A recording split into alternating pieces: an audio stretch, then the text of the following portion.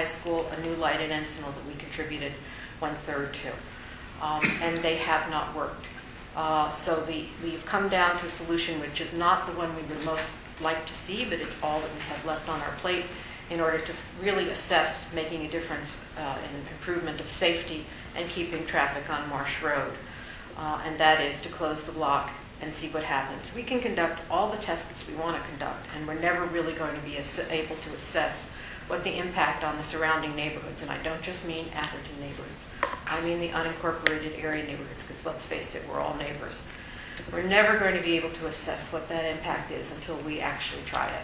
And so it comes down to trying it, and for how long, and making sure people understand it is a trial, and we want their input. We want meaningful input, not just an angry input, if we can somehow promote that. We want a meaningful input to be able to assess what this trial means to the surrounding neighborhood, including Holbrook Lane and 17th Avenue. And I think then the question becomes how long a trial, and how you go about assessing it, notifying people beforehand and assessing it afterwards. I think those are the 3 remaining elements that need to be discussed.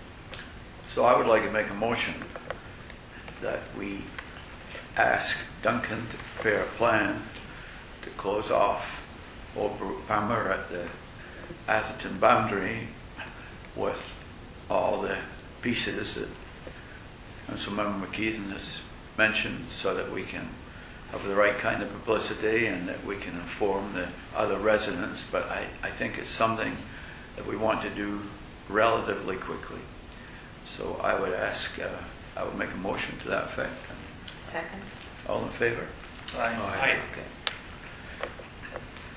Okay, next item on the agenda is discussion and possible action to consider painting the curb on the south side of James Avenue from Littlefield to Heather red due to the overflow traffic from Encinal School.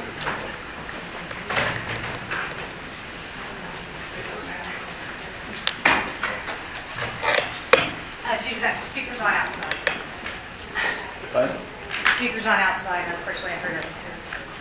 Oh, Well, but you couldn't, I couldn't talk. You couldn't Right, it's all that matters. That's all right. Smile. It's one so way. you really couldn't That's participate. right. It's one way.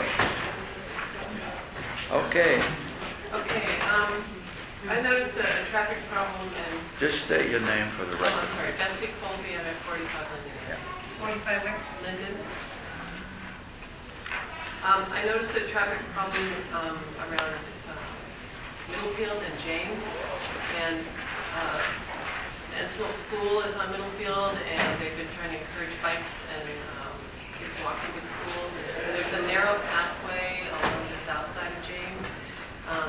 But sometimes what happens is parents who are either dropping off or at the end of school are parking over the curb and blocking that pathway. There's a little bit of a curb to separate the street from the path, but the cars can just go right over it. So I was trying to think of a way to make it safer for kids to use that pathway, and what I would suggest is painting that curb red so that it would be clear that there was no parking there. Another thing is the curb only goes about halfway between Middlefield and Heather, and another possibility would be to extend the curb all the way to Heather. Duncan, what about raising the lip on the curb so the cars would not park there? Would that be a pedestrian problem? I don't think that would be a pedestrian problem, because they would be able to walk. You could put in base rock so they could walk behind the curb. I think the big question is whether people would just park in the street. They will. And they already do. They already park in the street. I think I'm that... not sure they're going over the curb. I think they're parking in the street. That's right. But with a red line and no signs, is it enforceable in any way? I had a neighbor across the street from me in San Francisco who wanted her own parking place. So in front of her house, she painted her curb red. I swear this is the truth. And because you paint the curb red doesn't mean it's enforceable. So could they not continue to ignore a red painted curb? Well, a red curb by itself is, I believe it is enforceable. long as it has been properly approved by the council to be enforceable, it could then be ticketed. Red curbs in any number of places are on the red curb. One of the problems is going to be, however, that people, instead of parking there, they're going to park down in Heather. But at least it's safe for the kids. Pardon? That was my concern, was the safety for the kids. So at least if the pathway is clear, Right. the kids can get through. And you know, if you put red too far along Heather, then you're going to get a lot of complaints because people can't Well, park. I think what Betsy's suggesting is that we do want people to park further down James or on Heather. Parking in the gate Either should be side. sorry. Yeah, you don't want Blocking them the in the gate, gate. that's You the don't. dangerous thing. I That's agree. we all agree that's too dangerous, yeah. Is there any other way to do it, Duncan, that you've considered? Well, the other way to do it is how we do it on Oak Grove and how we did it on Surrey, was with no parking signs. It was a couple of signs right there. People tend to pay more attention to those. We could do that. I was a little concerned because there's not a lot of space and I didn't want a bike rider getting their head knocked off. So if we could find a way to do that without obstructing bikes, that's a possibility. I'm just wondering if you paint a red curb, are enough people going to understand that they shouldn't be parking? And when they get a ticket, are they going to? The people are not abandoning they're sitting in their cars waiting for their kids to show up. Well, sometimes they abandon them. I mean, if there's an event over at Encinal, they'll park there and walk over. So you need a no waiting. It's not, no parking wouldn't do it. If they're sitting in their cars, they're not really parking. Yeah, Pardon? no stopping. No stopping, yeah, absolutely. We do no stopping in some places, we do no parking in others, and it really depends on what the issue is. Like across from the school, we want no stopping because we're trying to encourage them not to stop there, let their kids out and run across the street, which Yeah. people do all the time. Why can't we just do this the way we've been speaking of this other event here tonight on Holbrook Lane and do something on a trial basis and paint the curb red and see what kind of results we get out of it? I think you need a sign there as well as the red. I mean, I think if you paint it red, that's fine, but I also think you need a no stopping sign so that you let people know that that red means no stopping. Well, it's quite possible, and again, ask Anthony, but I think if we had a red curb that was of a limited length and just had one sign that said no parking, and the red curb goes along with the sign, tell them where the no parking is. I mean, they are required to know what red curb means. Part of your driving test. I guess my concern is we have no parking, no stopping on Middlefield. I mean, you know, me, I'm a big supporter of the parents at that school. But there are a lot of stupid parents that are not following that rule, and they're dropping their kids off on Middlefield. They're stopping. We have red curbs and no parking signs all over that are being ignored. And I just worry this is one more place. I mean, I think it's going to help us as a deterrent, but it's one more place we're going to put in a red curb. And where are the other red curves? I don't know. Middlefield is no stopping at any time. There are You no get- red curves. No red. No, because we have no curbs there, but all around Encinal, there's red curbs where people are and they're painted, you know. There aren't very many curves in town. Well, this is Menlo Park, I mean, that, you know, Oh, just in front of, well, no, all around Encinal School, there's red curbs that people are parking in. And, you know, my children go to Encinal and I spend a lot of time there, and I just see this as one more place. The narrowness of the gate is the danger there. Further down on Heather, I don't think it's going to matter much, but just the narrowness, I mean, we got to try something, but I don't think it's going to do us Well, you know, much. painting it red and putting a sign up isn't going to cost us very much, as far as I know. So maybe it's worth a We don't try. have a budget for signs for a lot of these things that are being recommended. Just one other comment I want to make is that I am still working with Ahmad Kolasami with Encinal School to work on better informing the parents of places that are good to park and that are not good to park. Menlo Park put in a lot of no parking in the Felton Gables area, but only right at the very entrance where they had a problem similar to what we have at James. And farther back in Felton Gables, there's plenty of parking, and it's Yeah. off-street parking, and it's not It's available used. all the time. It's not used. And there's plenty of parking in the Lindenwood area too.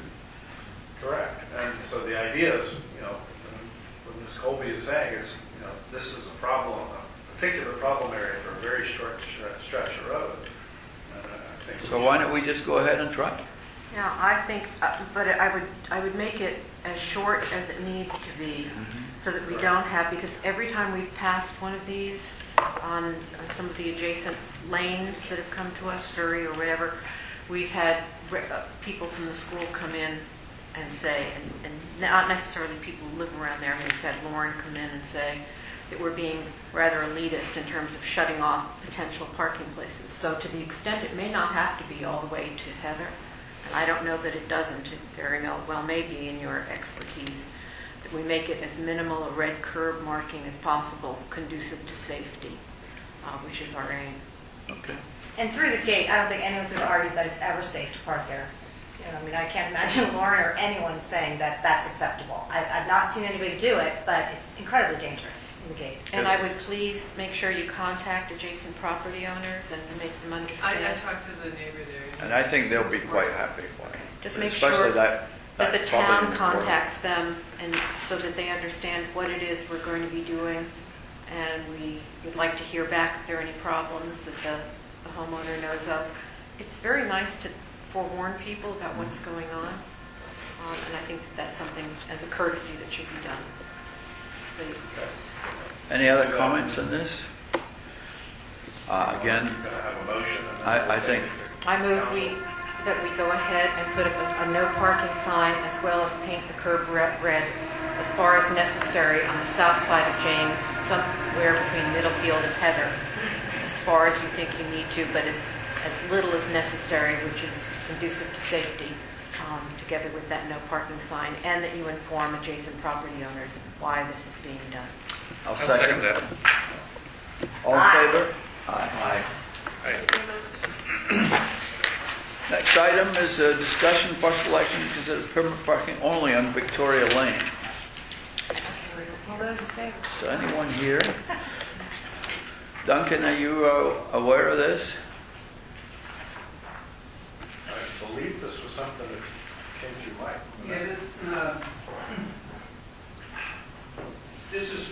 this was through the Victoria Manor Homeowners Association. I think we might have alleviated a lot of the process working within the community. They seem to have a good system set up to where they're actually looking when they have a social function with their neighbors and connecting with their neighbors and notifying neighbors, and it seems to have worked its way out within the neighborhood at this time. Good. I don't think they need a formal, Okay. because it seems to be a formal issue right now. All right, thanks. Next one is discussion and possible action to consider safety issues on El Camino Real.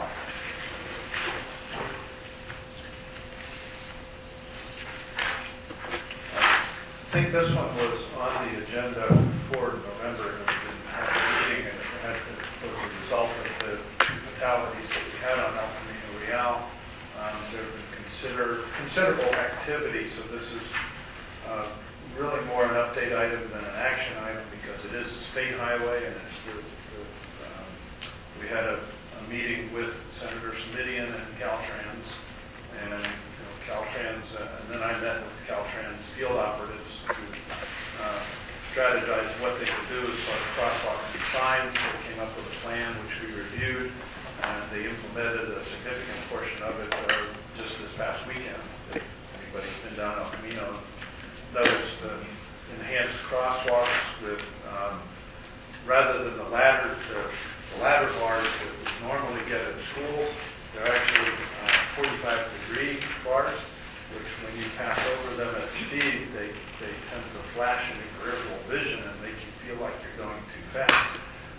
In addition, they are in the process of upgrading all of the crosswalk signs on El Camino Real to the current MUTCD standards, federal standards for an advanced sign and a sign at the crosswalk, both in the median and on the side of the road. I think they've only done the northbound so far, but you see the new fluorescent signs. The signs that were there were getting kind of old,